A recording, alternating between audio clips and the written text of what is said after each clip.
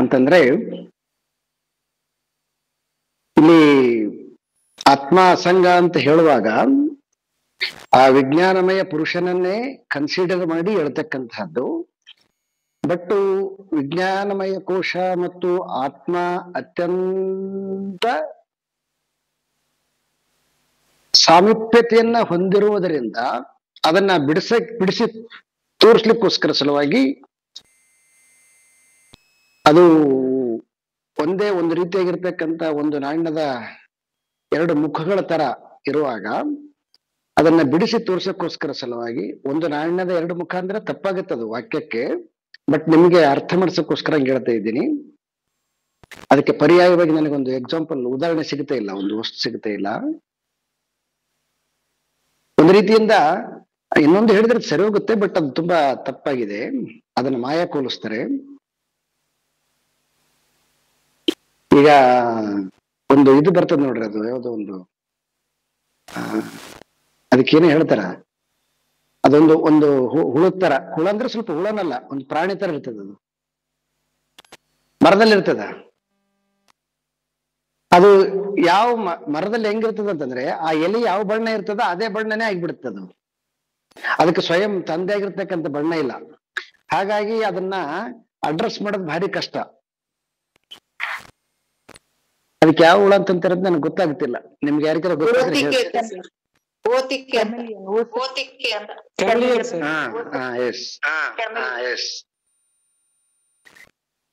ಹೀಗೆ ಈ ರೀತಿಯಾಗಿ ಇಲ್ಲಿ ಬುದ್ಧಿ ಅಂತಕ್ಕಂಥದ್ದು ಆ ರೀತಿಯಾಗಿರೋದ್ರಿಂದ ಅದನ್ನ ನಮಗೆ ಬಿಡಿಸಿ ತೋರ್ಸಕ್ಕೋಸ್ಕರ ಸಲುವಾಗಿ ಈ ಶ್ಲೋಕವನ್ನ ತಗೊಂಡಿದ್ದಾರೆ. ಮುಂದೆ ಇದೇ ಈ ಟಾಪಿಕ್ ತಗೊಂಡು ಅವನು ಸ್ಟೂಡೆಂಟ್ ಕನ್ಫ್ಯೂಸ್ ಆಗಿ ಪ್ರಶ್ನೆ ಕೇಳ್ತಾನೆ. ಅದಕ್ಕೆ ಅವರು ಇದೇ ವಿಜ್ಞಾನಮಯ ಕೋಶದ ರೀತಿಯಲ್ಲೇನೆ ಅದಕ್ಕೆ ಉತ್ತರ ಹೇಳಿಕಂತ ಹೋಗ್ತಾರೆ. ಯೋ ಅಯಂ ವಿಜ್ಞಾನಮಯ ಪ್ರಾಣೇಶು ಹೃದಿ ಸ್ಫುರತ್ಯಯಂ ಜ್ಯೋತಿ ಕೂಟಸ್ಥ ಸನ್ ಆತ್ಮ ಕರ್ತ ಭೋಕ್ತ ಭವತ್ಯುಪಾಧಿಸ್ಥಃ. ಯೋ ಅಯಂ ವಿಜ್ಞಾನಮಯ. ನೋಡಿ ಇಲ್ಲಿ ಕರೆಕ್ಟ್ ಆಗಿ ಹಾಗೆ ಬರೆದಿದ್ದಾರೆ. ವಿಜ್ಞಾನಮಯ ಅಯಂ ಪ್ರಾಣೇಶು ಹೃದಯ ಸ್ಫುರತಿ ಅಯಂ ಜ್ಯೋತಿ ಕೂಟಸ್ಥಃ ಸನ್ ಆತ್ಮ ಕರ್ತ ಭೋಕ್ತ ಭವತಿ ಉಪಾಧಿಸ್ಥಃ. ಈ ವಿಜ್ಞಾನಮಯ ಕೋಶ ಅಂತಕ್ಕಂಥದ್ರ ಹತ್ತಿರದಲ್ಲಿರ್ತಕ್ಕಂತಹ ಆತ್ಮನ ಹತ್ತಿರದಲ್ಲಿರ್ತಕ್ಕಂತಹ ಆತ್ಮನಂತೆ ಬೆಳಗುವಂತಹ ಈ ವಿಜ್ಞಾನಮಯ ಕೋಶ ಆತ್ಮನಂತೆ ಬೆಳಗುತ್ತಾನೆ ಅಂತಾರೆ ಅವರು. ಆತ್ಮನಂತೆ ಬೆಳಗುತ್ತಾನೆ ಅಂತಂದ್ರೆ ಯಾಕೆ ನಾವೆಲ್ಲರೂ ಕೂಡ ಆತ್ಮ ಸ್ವರೂಪರಾಗಿದ್ದರೂ ಕೂಡ ನಾವು ಯಾಕೆ ಅಯಂ ಜೀವ ಅಂತ ಪ್ರಯೋಗ ಮಾಡ್ತು ಅಂತಂದ್ರೆ ಅಲ್ಲಿ ಏನು ಒಂದು ಇನ್ ಬಿಟ್ವೀನ್ ಮಧ್ಯದಲ್ಲಿ ಒಂದು ಆ ಆ ಮಾಯದ ಪೊರೆ ಇದೆ. ಅದು ಪೊರೆ ಎಂತ ಪೊರೆ ಅಂತಂದ್ರೆ ಅದು ಪೊರೆ ಅಂತನೂ ಕೂಡ ಗೊತ್ತಿಲ್ಲ. ಆ ರೀತಿಯಾಗಿರ್ತಕ್ಕಂಥದ್ದು ಆತ್ಮನಿಗೆ ಮತ್ತು ಬುದ್ಧಿಯ ಮಧ್ಯದಲ್ಲಿ ಒಂದು ಪೊರೆ ಇದೆ. ಅದು ಟ್ರಾನ್ಸ್ಪರೆಂಟ್ ಪೊರೆ. ಸೊ ಆ ಟ್ರಾನ್ಸ್ಪರೆಂಟ್ ನಿಂದ ಏನ್ ಮಾಡ್ತಂತಂದ್ರೆ ಅದರ ಧರ್ಮಗಳನ್ನ ಇದ್ರ ಮೇಲೆ ಆರೋಪ ಆಗಿಬಿಟ್ಟಿರ್ತದ. ಅಂದ್ರೆ ಅದ್ರ ಮೇಲೆ ಬಿದ್ದಿರ್ತದೆ ಧರ್ಮ. ಅಂದ್ರೆ ಧರ್ಮ ಅಂದ್ರೆ ಬೆಳಕು ಅಂತ, ಅದರ ಗುಣ ಅಂತ. ಸೊ ಹಾಗಾಗಿ ಇಲ್ಲಿ ಆತ್ಮನಿಗೆ ಮತ್ತು ವಿಜ್ಞಾನಮಯ ಕೋಶಕ್ಕಿರ್ತಕ್ಕಂಥದ್ದು ಒಂದು ಡಿಫ್ರೆನ್ಸಿಯೇಷನ್ ತೋರಿಸ್ತಾ ಇದ್ದಾರೆ ಅವರು ಈ ಹೃದಯದಲ್ಲಿ ಆತ್ಮನ ಬುದ್ಧಿಯ ಹತ್ತಿರದಲ್ಲಿ ಇವನು ಆತ್ಮಸ್ವರೂಪ ಬೆಳಗ್ತಾ ಇದ್ದಾನೆ.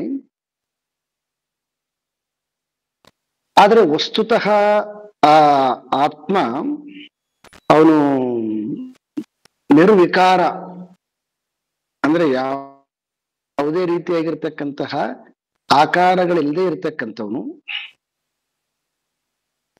ಅವನು ಅಕರ್ತ ಅಭೋಕ್ತನಾಗಿರ್ತಕ್ಕಂಥವನು. ಅವನು ಕೇವಲ ಕೂಟಸ್ಥನಾಗಿರ್ತಕ್ಕಂಥವನು. ಆದ್ರೆ ಈ ನಮಗೆ ಅದು ಪರಿಚಯ ಇಲ್ಲದೆ ಇರೋದ್ರಿಂದ ಈ ವಿಜ್ಞಾನಮಯ ಕೋಶ ಅಂತಕ್ಕಂತಹದ್ದು ಅದರ ಅಪೋಸಿಟ್ ಆಗಿ ಅದು ನಿರ್ವಿಕಾರ, ಇದು ವಿಕಾರ. ಸೊ ಅದು ಅಕರ್ತ, ಇದು ಕರ್ತ, ಅದು ಅಭೋಕ್ತ, ಇದು ಭೋಕ್ತ. ಹೀಗೆ ವಿರುದ್ಧಾತ್ಮಕವಾಗಿ ಈ ವಿಜ್ಞಾನಮಯ ಕೋಶ ಆತ್ಮನ ರೂಪವನ್ನೇ ಪಡೆದುಕೊಂಡು ಬೆಳಗ್ತಾ ಇದೆ ಅಂತ.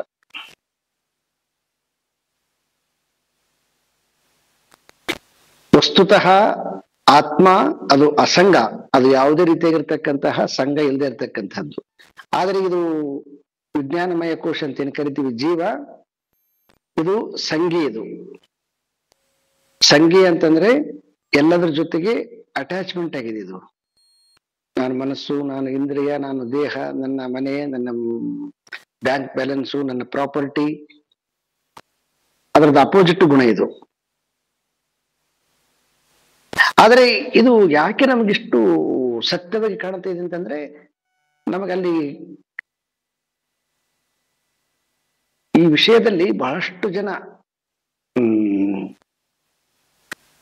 ಬೇರೆ ಬೇರೆ ನಾವು ಈ ದರ್ಶನ ಶಾಸ್ತ್ರಗಳನ್ನ ನೋಡುವಾಗ, ಇನ್ನು ಕೆಲವೊಂದಿಷ್ಟು ಭೇದಗಳನ್ನ ನೋಡುವಾಗ, ಜೀವ ಸತ್ಯ ಅಂತಕ್ಕಂತಹದ್ದು ಯಾಕೆ ತಿಳ್ಕೊಂಡಿದ್ದಾರೆ ಅಂತಂದ್ರೆ,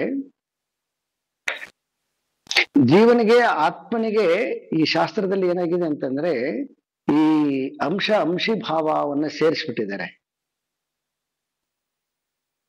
ಆತ್ಮ ಸ್ವಯಂ ಪ್ರಕಾಶನಾಗಿರ್ತಕ್ಕಂಥವನು ಆ ಆತ್ಮನನ್ನ ಸೂರ್ಯನಂತೆ ಅವರು ಎಕ್ಸ್ಪ್ಲೇನ್ ಮಾಡ್ತಕ್ಕಂಥದ್ದು. ಆ ಸೂರ್ಯನಿಂದ ಬಂದಿರತಕ್ಕಂತಹ ರಶ್ಮಿಯನ್ನ ಅದರ ಅಂಶ ಅಂತ ಎಕ್ಸ್ಪ್ಲೇನ್ ಮಾಡ್ತಿರ್ತಕ್ಕಂಥದ್ದು. ಹಾಗಾಗಿ ಸೂರ್ಯನಿಗೆ ಮತ್ತು ಸೂರ್ಯನ ರಶ್ಮಿಗೆ ಯಾವುದೇ ರೀತಿಯಾಗಿರ್ತಕ್ಕಂತಹ ವ್ಯತ್ಯಾಸ ಇಲ್ವೋ, ಹಾಗೆ ಆತ್ಮ ಮತ್ತು ಆತ್ಮನಿಂದ ಬೆಳಗಲ್ಪಡ್ತಕ್ಕಂತಹ ಯಾವುದು ಬುದ್ಧಿ ಇದೆಯೋ ಅದಕ್ಕೂ ಕೂಡ ಅದು ವ್ಯತ್ಯಾಸ ಇಲ್ಲ. ಆತ್ಮ ಎಷ್ಟು ಸತ್ಯನೋ ಹಾಗೆ ಈ ವಿಜ್ಞಾನಮಯ ಕೋಶನಾಗಿರ್ತಕ್ಕಂಥ ಜೀವನು ಅಷ್ಟೇ ಸತ್ಯ ಅಂತ ನಾವು ಅಜ್ಞಾನದಿಂದ ನಾವು ಒಪ್ಪಿಕೊಂಡಿದ್ವಿ. ಇನ್ನು ಬಾರಿ ಬಲಾಢ್ಯರು ಇದನ್ನೆಲ್ಲನೂ ಕೂಡ ಪ್ರೂವ್ ಮಾಡಿದ್ದಾರೆ ಅವರು, ಶಾಸ್ತ್ರ ಪ್ರಕಾರವಾಗಿ, ತರ್ಕ ಪ್ರಕಾರವಾಗಿ.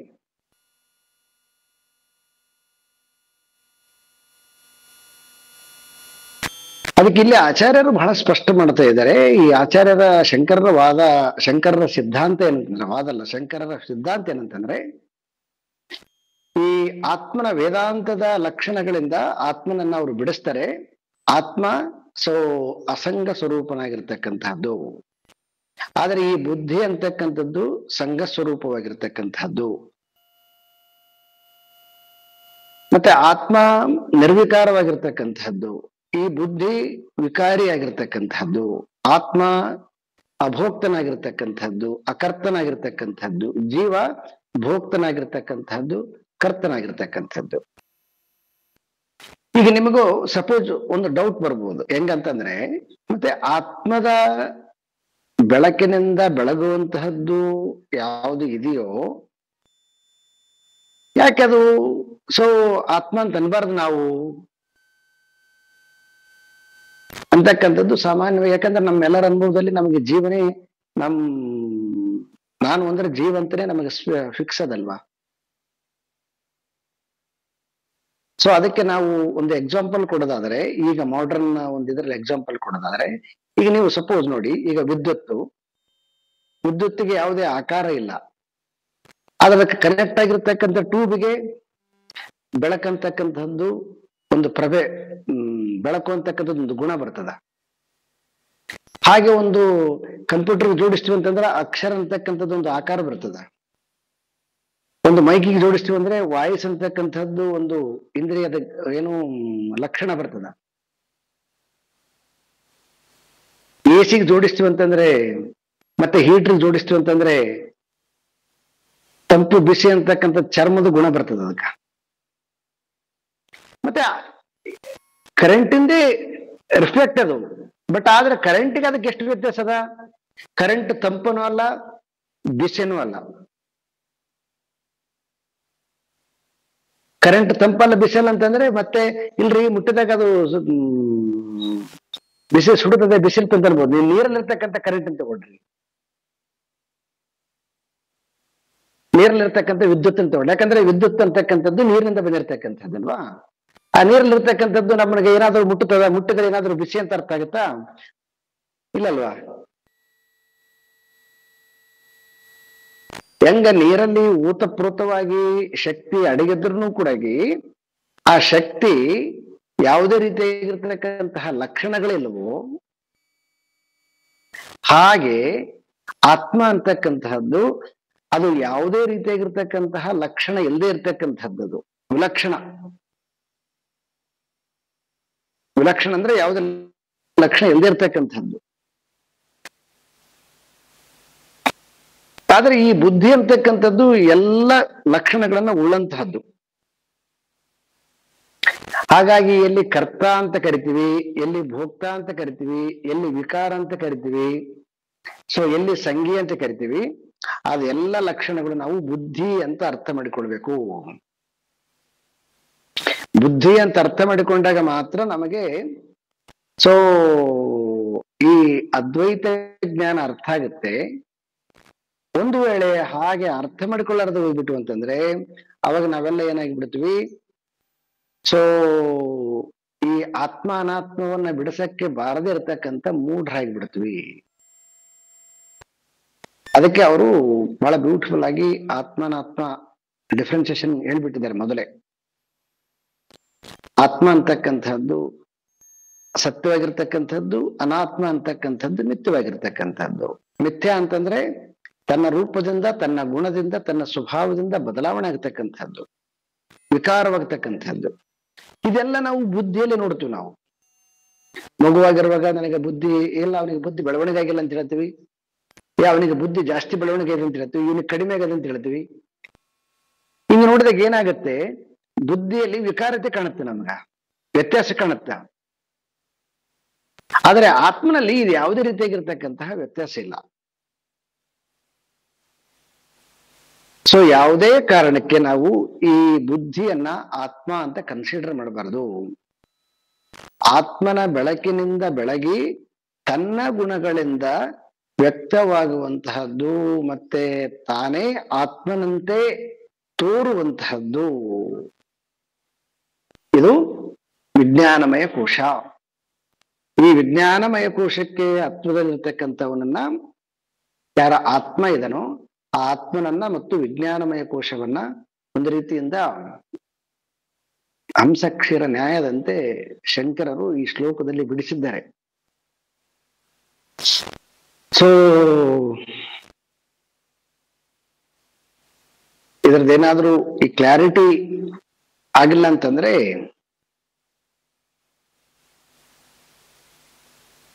ಡೌಟ್ಸ್ ಏನಾರ ಬಂದ್ರೆ ಕೇಳ್ಬೋದು, ಪ್ರಶ್ನೆ ಕೇಳ್ಬೋದು ಈ ವಿಷಯದಲ್ಲಿ. ಯಾಕಂದ್ರೆ ಕೇಳೋದಕ್ಕೆ ಮತ್ತೆ ನಾವು ಅಂಡರ್ಸ್ಟ್ಯಾಂಡ್ ಮಾಡಿಕೊಳ್ಳೋದಕ್ಕೆ ಬಹಳ ವ್ಯತ್ಯಾಸ ಆಗುತ್ತೆ. ಒಂದು ವೇನಲ್ಲಿ ಎಡ್ಕಂತ ಹೋಗುವಾಗ ಅರ್ಥದಂಗ ಆಗತ್ತೆ, ದೆನ್ ಅಗೇನ್ ಮತ್ತೆ ಕ್ವಶನ್ ರೈಸ್ ಆಗ್ತಿರ್ತದ ಅಥವಾ ಕ್ಲಾರಿಟಿ ಇರಂಗಿಲ್ಲ. ಸೊ ಈಗಾಗಲೇ ನೀವು ಸುಮಾರು ಉಪನ್ಯಾಸಗಳನ್ನ ಕೇಳಿರೋದ್ರಿಂದ ಈ ವಿಷಯದಲ್ಲಿ ಸಂಶಯ ಬಂತು ಅಂತಂದ್ರೆ ಅವಾಗ ಮತ್ತೆ ವಿಚಾರ ಮಾಡಬಹುದು. ಇಷ್ಟ ಅರ್ಥ ಮಾಡಿಕೊಳ್ರಿ. ಯಾವಾಗ ನಿಮಗೆ ಈ ಅಹಮಿಕೆ ಅಟ್ಯಾಚ್ಮೆಂಟ್ ಬರ್ತದ, ಯಾವಾಗ ನಿಮ್ಗೆ ದುಃಖ ಬರ್ತದ, ಯಾವಾಗ ತುಂಬಾ ಎಕ್ಸೈಟ್ಮೆಂಟ್, ತುಂಬಾ ಸಂತೋಷ ಅಂತ ಅನಿಸ್ತದ, ಈ ಎಲ್ಲ ಲಕ್ಷಣಗಳು ಆತ್ಮನ ಲಕ್ಷಣ ಅಲ್ಲ. ಇವೆಲ್ಲವೂ ಕೂಡ ಬುದ್ಧಿಯ ವಿಕಾರಗಳು. ಈ ಭಕ್ತಿ ಯೋಗದಲ್ಲಿ ಇದು ಬಾರಿ ಕನ್ಫ್ಯೂಸ್. ಇದು ತುಂಬಾ ಭಕ್ತಿ ಯೋಗದಲ್ಲಿ ಏನಾಗಿಬಿಡ್ತದೆ, ಆ ಭಕ್ತಿಯನ್ನು ಉಪಾಸನೆ ಮಾಡ್ತಾ ಮಾಡ್ತಾ ಮಾಡ್ತಾ ಮಾಡ್ತಾ ಮಾಡ್ತಾ ಆ ಮನಸ್ಸು ಅಥವಾ ಬುದ್ಧಿ ಪರಾಕಾಷ್ಠೆ ಮುಟ್ಟಿದಾಗ ಅಲ್ಲಿ ದ್ವಂದ್ವ ಶುರುವಾಗಿಬಿಡ್ತದ. ದ್ವಂದ್ವ ಶುರು ಆದಾಗ ಅದು ಎಷ್ಟು ಆಶ್ಚರ್ಯಕರ ಸಂಗತಿ ಅಂತಂದ್ರೆ ಒಂದು ರೀತಿಯಾಗಿರ್ತಕ್ಕಂಥದ್ದು ತುಂಬಾ ಜನಕ್ಕೆ ತಪ್ಪಾಗಿ ಸಗುಣ ಉಪಾಸನೆ ಅಂದ್ರೆ ಸಗುಣ ಪರಮಾತ್ಮ, ಯಾಕಂದ್ರೆ ಅದು ತನ್ನ ಕಲ್ಪನೆಯಿಂದ ಆಗಿ ಎಳ್ಕೊಂಡ್ಬಿಡ್ತದ ಅದು.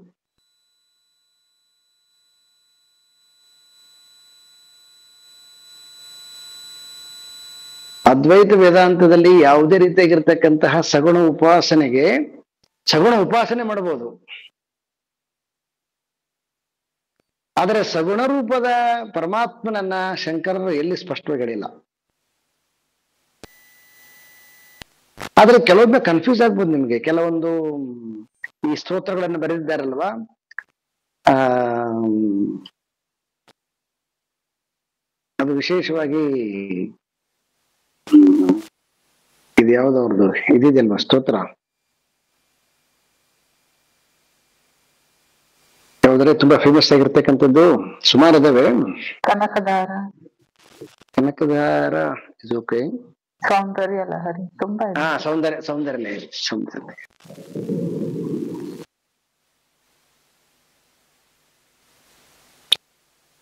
ಸೌಂದರ್ಯ ಲಹರಿ. ಮತ್ತೆ ಅನೇಕ ರೀತಿ ಇರ್ತಕ್ಕಂಥ ದಿಗ್ವಿಜಯಗಳನ್ನ ಶಂಕರ ಅಂದ್ರೆ ಅಲ್ಲಿ ಕಾಲಡಿಯಲ್ಲಿ ತೋರಿಸಿದ್ದಾರೆ. ಯಾರಾದ್ರೂ ನೀವು ಕಾಲಡಿಗೆ ಹೋದ್ರಿ ಅಂತಂದ್ರೆ ಆಚಾರ್ಯ ಶಂಕರದೇನಲ್ಲಿ ಜನ್ಮಸ್ಥಾನ ಇದೆಯೋ ಅಲ್ಲೊಂದು ಶಂಕರ ಮಠ ಅಂತ ಮಾಡಿ, ಆಮೇಲೆ ಅಲ್ಲಿ ಪಕ್ಕದಲ್ಲಿ ಶಂಕರ ಯೂನಿವರ್ಸಿಟಿ ಅಂತ ಮಾಡಿದ್ದಾರೆ. ಆ ಮಠದಲ್ಲಿ ನೀವು ಹೋದ್ರಂತಂದ್ರೆ ಅಲ್ಲಿ ಶಂಕರ ದಿಗ್ವಿಜಯ ಅಂತ ಮಾಡಿದ್ದಾರೆ. ಸೊ ದಿಗ್ವಿಜಯಗಳನ್ನ ಮತ್ತೆ ಈ ಸ್ತೋತ್ರಗಳನ್ನ ಇವೆಲ್ಲವೂ ನಾವು ಅರ್ಥ ಮಾಡ್ಕೋಬೇಕು. ಇವೆಲ್ಲವೂ ಕೂಡ ಸಾಧಕನಿಗೆ ಸಹಕಾರಿಯಾಗಿರ್ತಕ್ಕಂತಹ ವಿಷಯಗಳು. ಅದ್ವೈತವನ್ನ ಅರ್ಥ ಮಾಡಿಕೊಳ್ಳಲಿಕ್ಕೋಸ್ಕರ ಸಲುವಾಗಿ ಅವು ಸ್ಟೆಪ್ಸ್ಗಳು ಬಿಟ್ರೆ ಅದು ಶಂಕರರ ಆತ್ಯಂತಿಕವಾಗಿರ್ತಕ್ಕಂಥ ಫಿಲಾಸಫಿ ಅಲ್ಲ. ಯಾವಾಗ ಅವನು ಈ ಅದ್ವೈತವನ್ನ ಅರ್ಥ ಮಾಡಿಕೊಳ್ಳಕ ಅಸಮರ್ಥನಾಗಿರ್ತಕ್ಕಂಥವನಿಗೆ ಸೊ ಉಪಾಸನೆಯ ಮೂಲಕವಾಗಿ ಅವರು ಕೊಟ್ಟಿರ್ತಕ್ಕಂಥದ್ದು, ಅವ್ರು ಕೊಡದೇ ಇದ್ರೂ ಕೂಡ ದೆನ್ ಫರ್ದರು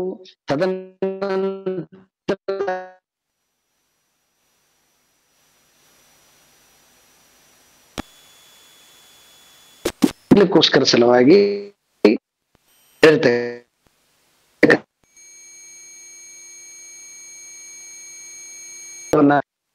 ಮತ್ತೆ ಭಗವದ್ಗೀತೆಯನ್ನು ನೋಡ್ತೀವಿ. ಆ ಭಗವದ್ಗೀತೆಯಲ್ಲಿ ಇಲ್ಲಿ ಕೂಡ ಅವರು ಆಸ್ಪದ ಇಲ್ಲದಂತೆ ಸ್ಪಷ್ಟವಾಗಿ ತಮ್ಮ ನಿಲುವ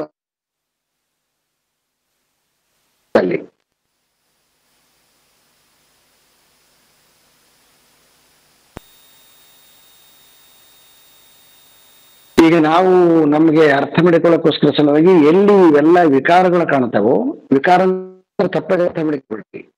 ಆತ್ಮನಿಗೆ ವಿರುದ್ಧವತಕ್ಕಂತಹ ಎಲ್ಲ ಲಕ್ಷಣಗಳು ಕಾಣ್ತಾವೋ ಆ ಎಲ್ಲ ಲಕ್ಷಣಗಳು ಕೂಡ ಅವು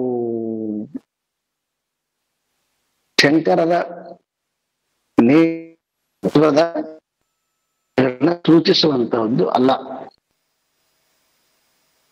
ಅದೆಲ್ಲವೂ ಕೂಡ ಅನಾತ್ಮವಾಗಿರ್ತಕ್ಕಂಥದ್ದು. ಈ ವಿಷಯದಲ್ಲಿ ಬಹಳ ಗಾಢವಾಗಿ ಡಿಸ್ಕಷನ್ ತುಂಬಾ ಜೋರಿದೆ. ಈಗ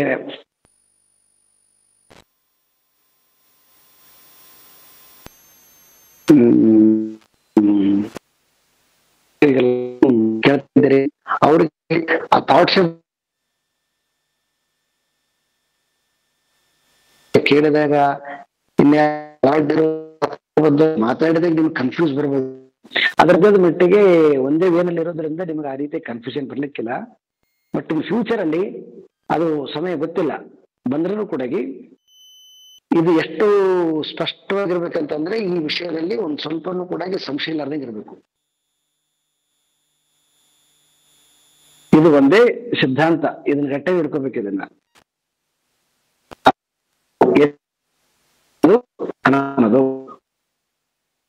ಯಾವುದೇ ರೀತಿ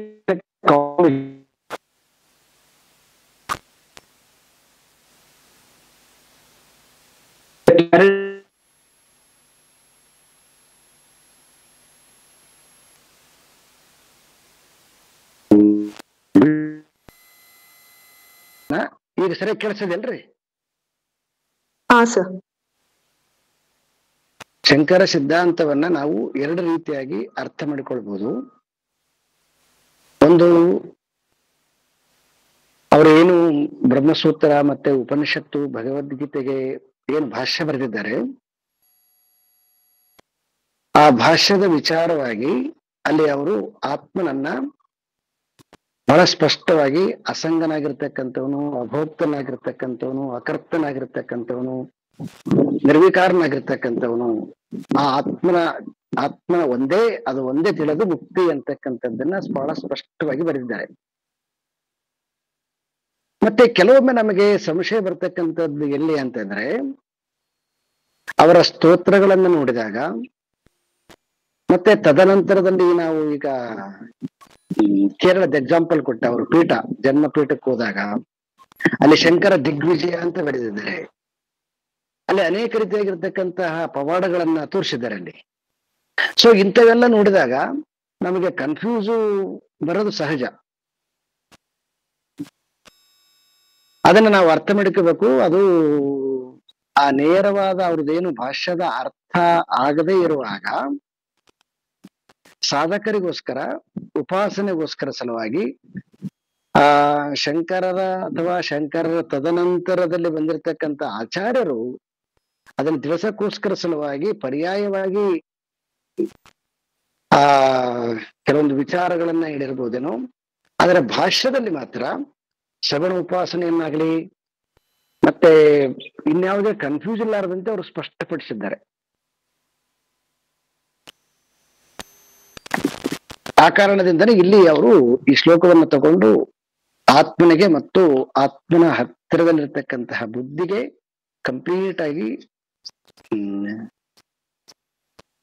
ಬಿಡಿಸಿ ತೋರಿಸಿದ್ದಾರೆ. ಇನ್ನು ಹಾಗೆ ಇದ್ದಾರೆ, ಇಲ್ಲ ಕೇಳಿಸ್ತಾ ಇದೆ? ಸರಿಯಾಗೈತೆ? ಈಗ ಸರಿ ಇದೆ ಸರ್, ಚೆನ್ನಾಗಿ ಕೇಳಿಸಿದೆ, ಕ್ಲಿಯರ್ ಆಗಿ. ಇದ್ರಲ್ಲಿ ಏನಾದ್ರು ಇನ್ನೇನಾದ್ರೂ ಡೌಟ್ಸ್ ಇದ್ರೆ ಕೇಳ್ಬೋದು, ಏನಾದ್ರೂ ಇದ್ರೆ.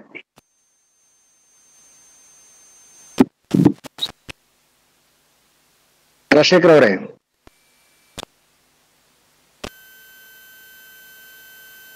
ಸರ್ ಕ್ಲಿಯರ್ ಆಯ್ತು ಸರ್, ಇದ್ದಿದ್ದ ಡೌಟ್ ಇಲ್ಲ.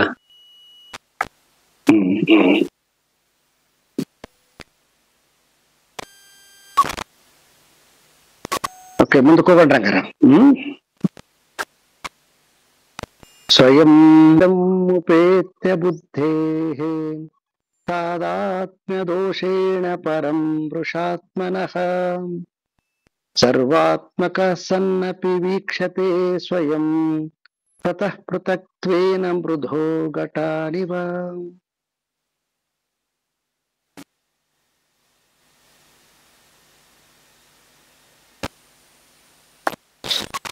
ಈಗ ಆಗಿರ್ತಕ್ಕಂತಹ ಕನ್ಫ್ಯೂಸ್ ಏನು ಅಂತಂದ್ರೆ, ಮತ್ತೆ ಈಗ ನಮಗೆ ಸಾಮಾನ್ಯವಾಗಿ ಎಲ್ಲವೂ ಆತ್ಮಸ್ವರೂಪ ಅಂತಂದಾಗ ನಾವು ಕೂಡ ಆತ್ಮಸ್ವರೂಪರೇ.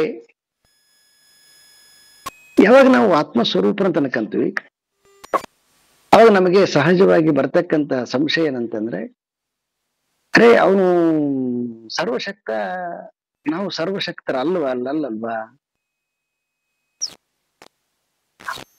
ಅವನು ಸುಖ ದುಃಖದ ಆಚೆ ಇರ್ತಕ್ಕಂಥವನು, ನಾವು ಸುಖ ದುಃಖ ಅನುಭವಕ್ಕೆ ಒಳಪಟ್ಟಿರ್ತಕ್ಕಂಥವ್ರು. ಮತ್ತೆ ಎಲ್ಲ ಆತ್ಮ ಅಂತಂದ್ಮೇಲೆ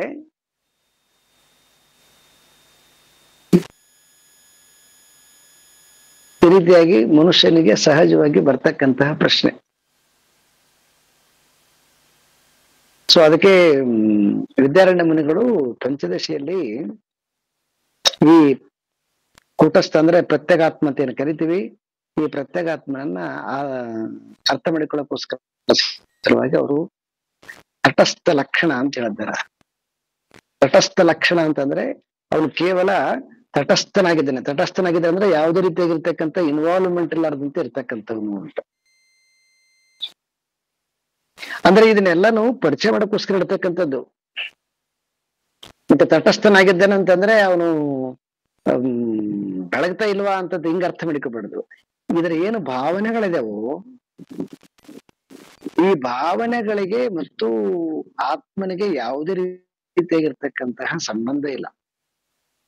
ಈಗ ನಾನೇನು ಪ್ರಶ್ನೆಗಳು ಎತ್ತಿಕೊಂಡು ಈ ಎಲ್ಲಾ ಪ್ರಶ್ನೆಗಳು ನಾವು ಆತ್ಮ ಅಂತ ತಿಳಿಲಾರದರೆ ದೇಹದ ಅಭಿಮಾನವನ್ನ ಹೊಂದಿ ದೇಹಕ್ಕೆ ಸೀಮಿತವಾಗಿರ್ತಕ್ಕಂತಹ ಜ್ಞಾನದಿಂದ ಮಾತನಾಡ್ತಕ್ಕಂತಹ ಮಾತು.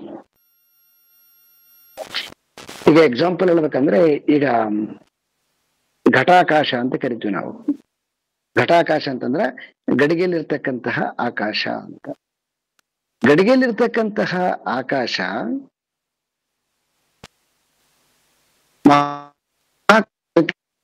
ಭಿನ್ನನ? ಅದು ಭಿನ್ನ ಅಲ್ಲ. ಅದು ಮತ್ತೆ ಸೀಮಿತವಾಗಿ ಕಾಣ್ತದಲ್ರಿ. ಆಕಾಶಕ್ಕೆ ಯಾವುದೇ ಅಳತೆ ಮೆಜರ್ಮೆಂಟ್ ಮಾಡಕ್ ಬರೋದಿಲ್ಲ. ಘಟ್ಟದಲ್ಲಿ ಇರ್ತಕ್ಕಂಥದ್ದನ್ನ ಮೆಜರ್ಮೆಂಟ್ ಮಾಡ್ಬೋದಲ್ವಾ? ಹೌದು, ನೀವು ಮೆಜರ್ಮೆಂಟ್ ಮಾಡ್ಬೋದು, ಆಕಾಶ ಮೆಜರ್ಮೆಂಟ್ ಮಾಡಕ್ ಬರಂಗಿಲ್ಲ. ಘಟವನ್ನ ನಿಮಿತ್ತ ಮಾಡಿಕೊಂಡು ಆಕಾಶವನ್ನ ನೀವು ಮೆಜರ್ಮೆಂಟ್ ಮಾಡ್ಬೋದು, ಆಕಾಶವನ್ನ ಮೆಜರ್ಮೆಂಟ್ ಮಾಡೋದಲ್ಲ.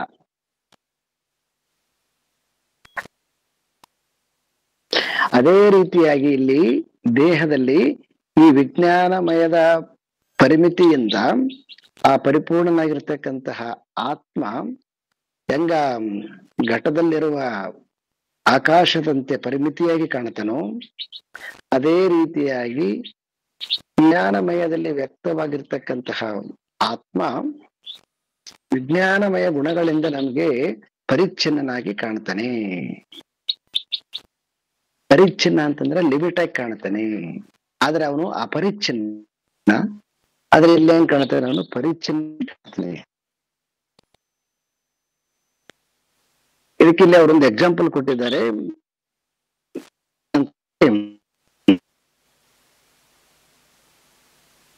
ಸ್ವತಃ ಪೃಥಕ್ವೇನ ಬೃಹು ಘಟಾಲ್ವ ಅಂತ ಬಿಟ್ಟು ಹೆಂಗ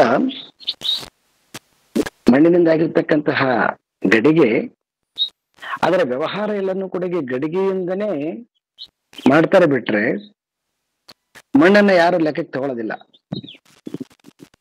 ಇಟ್ ಇಸ್ ಎ ಕರೆಕ್ಟ್, ಅದು ವ್ಯವಹಾರಿಕ ಸತ್ಯ. ಆದ್ರೆ ವ್ಯವಹಾರಿಕ ಸತ್ಯ ಗಡಿಗೆಯಲ್ಲಿ ಇರಬೇಕು, ಅದರ ಸ್ವರೂಪ ಮಣ್ಣಲ್ವಾ? ಮಣ್ಣು ಇಲ್ಲಾರ್ದ ಗಡಿಗೆ ಇರಕ್ ಸಾಧ್ಯ ಇಲ್ಲ. ಆದ್ರೆ ವ್ಯವಹಾರ ಎಲ್ಲವೂ ಕೂಡ ಗಡಿಗೆ ನಿಮಿತ್ತ ಮಾಡಿಕೊಂಡಾಗ, ಗಡಿಗೆಯನ್ನ ನಿಮಿತ್ತ ಮಾಡಿಕೊಂಡಾಗಲೂ ಕೂಡ ಇರ್ತಕ್ಕಂಥದ್ದು ಮಣ್ಣೇ ಗಡಿಗೆ ಅಂತಕ್ಕಂಥದ್ದು ಭಾವ ಬರ್ಬೇಕು. ಮತ್ತೆ ಗಡಿಗೆ ಅಂತಕ್ಕಂಥದ್ದು ಭಾವ ಬಂತಂದ್ರೆ ಮಣ್ಣಿಗೆ ಆಕಾರ ಇಲ್ಲ, ಮತ್ತೆ ಗಡಿಗೆಗೆ ಆಕಾರ ಇದೆಯಲ್ವ ಅಂತ ಹಿಂಗ್ ಡೌಟ್ ಬರ್ತದ. ಅದು ಕೇವಲ ವ್ಯವಹಾರಕ್ಕೋಸ್ಕರವಾಗಿರ್ತಕ್ಕಂಥದ್ದು, ಅಜ್ಞಾನದಿಂದ ತೋರ್ತಕ್ಕಂಥದ್ದು. ಅದು ಆಕಾರ ತಾಳದಾಗಲೂ ಕೂಡ ಆ ಮಣ್ಣೇ ಇರ್ತಕ್ಕಂಥದ್ದು, ರೂಪ ತಾಳದಾಗಲೂ ಕೂಡ ಮಣ್ಣೇ ಇರ್ತಕ್ಕಂಥದ್ದು, ನಾಮ ತಾಳದಾಗಲೂ ಕೂಡ ಮಣ್ಣೇ ಇರ್ತಕ್ಕಂಥದ್ದು.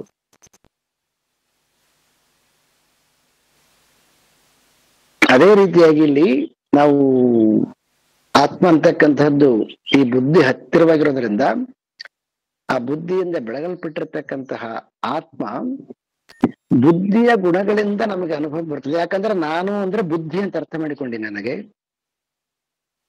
ಆ ಕಾರಣದಿಂದ ನಮಗೆ ಬುದ್ಧಿಯ ಗುಣಾದಿಗಳಿಂದಲೇ ನಾವು ಆತ್ಮನನ್ನ ನೋಡ್ತೀವಿ. ಬಿಟ್ರೆ ಗಡಿಗೆಯನ್ನ ನಿಮಿತ್ತ ಮಾಡಿಕೊಂಡು ಬಯಲನ್ನ ಅಳತೆ ಮಾಡ್ತೀವಿ. ಬಿಟ್ರೆ ನೇರವಾಗಿ ಆಕಾಶವನ್ನು ಅಳತೆ ಮಾಡಕ್ ಬರಲ್ಲ ನಮ್ಗೆ.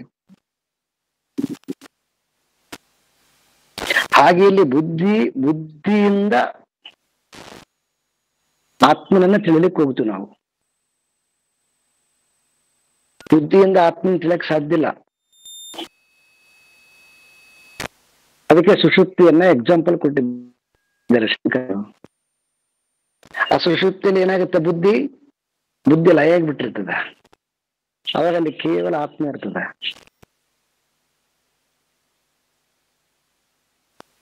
ಅದೇ ರೀತಿಯಾಗಿ ಎಲ್ಲಿಯವರೆಗೆ ನಾವು ಬುದ್ಧಿಯಿಂದ ಅಭಿಮಾನವನ್ನ ತಾಳಿ ಮಾತನಾಡ್ತೀವಿ ಅಲ್ಲಿ ತನಕನು ಕೂಡ ನಮಗೆ ಈ ಆತ್ಮನ ದರ್ಶನ ಆಗೋದಿಲ್ಲ. ಈ ಎಲ್ಲಾ ಬುದ್ಧಿಯ ಗುಣಗಳನ್ನ ಕಳ್ಕೊಂಡ ಮೇಲೆ ಆ ಬುದ್ಧಿಯಿಂದ ಬರ್ತಕ್ಕಂಥದ್ದು ಎಲ್ಲವೂ ಕೂಡ ನನ್ನ ಅರ್ಥದಲ್ಲಿ ಅದು ಆತ್ಮದ ವಿಚಾರನಿರ್ಲಿ ಅನಾತ್ಮದ ವಿಚಾರನಿರ್ಲಿ ಅದೆಲ್ಲವೂ ಕೂಡ ಅನಾತ್ಮವೇ. ಮತ್ತೆ ಆತ್ಮನ ತಿಳಕೋಸ್ಕರ ಮಾತಾಡ್ತೀವಲ್ರಿ, ಸತ್ಸಂಗ ಕೇಳ್ಬೇಕಂತ್ರಿ. ಕರೆಕ್ಟ್ ಇದು. ಸತ್ಸಂಗ ಅಂತಕ್ಕಂತಹ ಜ್ಞಾನವನ್ನ, ವಿಚಾರಗಳನ್ನ ಬುದ್ಧಿಯಲ್ಲಿ ತುಂಬಲಿಕ್ಕೋಸ್ಕರ ಸಲುವಾಗಿ ಹೇಳಿ ಆತ್ಮಬೋಧದಲ್ಲಿ ಒಂದು ಶ್ಲೋಕ ಬರ್ತದೆ, ಬಹಳ ಸುಂದರವಾಗಿರ್ತಕ್ಕಂಥದ್ದು. ಅಲ್ಲಿ ಹೆಂಗ ಆ ನೀರಲ್ಲಿ ಒಂದು ಚಿಲ್ಲಿ ಬೀಜ ಅಂತ ಬರ್ತದ, ಆ ಚಿಲ್ಲಿ ಬೀಜ ಹಾಕ್ಬಿಟ್ರೆ ಹೆಂಗ ಅದು ಆ ನೀರಲ್ಲಿ ಇರ್ತಕ್ಕಂಥ ಹೆಂಗ ಕಲ್ಮಶವನ್ನ ಹೆಂಗ ಎಳ್ಕೊಂಡು ಹೋಗ್ಬಿಡ್ತದೋ, ಹಾಗೆ ಈ ಸತ್ಸಂಗ ಅಂತಕ್ಕಂತಹ ವಿಚಾರ ಇದು ಕೂಡ ಅನಾತ್ಮನೇ. ಆದ್ರೆ ಅನಾತ್ಮದಲ್ಲಿ ಅಂದ್ರೆ ಆಲ್ರೆಡಿ ಇರ್ತಕ್ಕಂಥ ಬುದ್ಧಿಲಿ ಇರ್ತಕ್ಕಂಥ ಎಲ್ಲ, ಅವಾಗ ಆ ಬುದ್ಧಿ ತನ್ನ ವಿಕಾರಗಳನ್ನ ಕಳೆದುಕೊಂಡು ಅದು ಆತ್ಮವೇ ಇರ್ತಕ್ಕಂಥದ್ದು ಅಂತಕ್ಕಂತಹ ಜ್ಞಾನ ಬರ್ತ. ಅದು ನಮಗೆ ಅರ್ಥ ಆಗದೆ ಇರುವಾಗ ನಾವು ಬುದ್ಧಿಯಿಂದ ಅಧ್ಯಾತ್ಮವನ್ನ ಮಾತಾಡಿದ್ವಿ ಅಂತಂದ್ರೆ ಆತ್ಮಜ್ಞಾನ ಆಗಿದೆ ಅಂತ ಅರ್ಥ ಅಲ್ಲ. ಬುದ್ಧಿಯಿಂದ ಅಧ್ಯಾತ್ಮವನ್ನು ಮಾತನಾಡ್ತೀವಿ ಅಷ್ಟೇನೆ. ಅದು ಒಂದು ರೀತಿಯಿಂದ ಅಜ್ಞಾನದ ಪರಾಕಾಷ್ಠನೆ.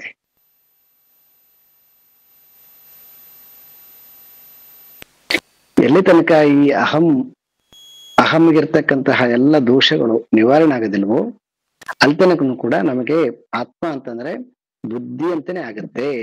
ಅದಕ್ಕೆ ಬುದ್ಧಿಯ ಸೀಮಿತತೆಯನ್ನ ಬಿಡಿಸಿ ಇಲ್ಲಿ ಶಂಕರರು ನಮಗೆ ಇದನ್ನ ಪರಿಚಯ ಮಾಡ್ತಾ ಇದ್ದಾರೆ.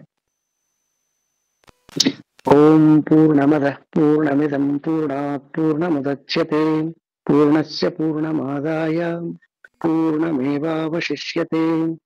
ಓಂ ಶಾಂತಿ ಶಾಂತಿ ಶಾಂತಿ. ಹರಿ ಓಂ.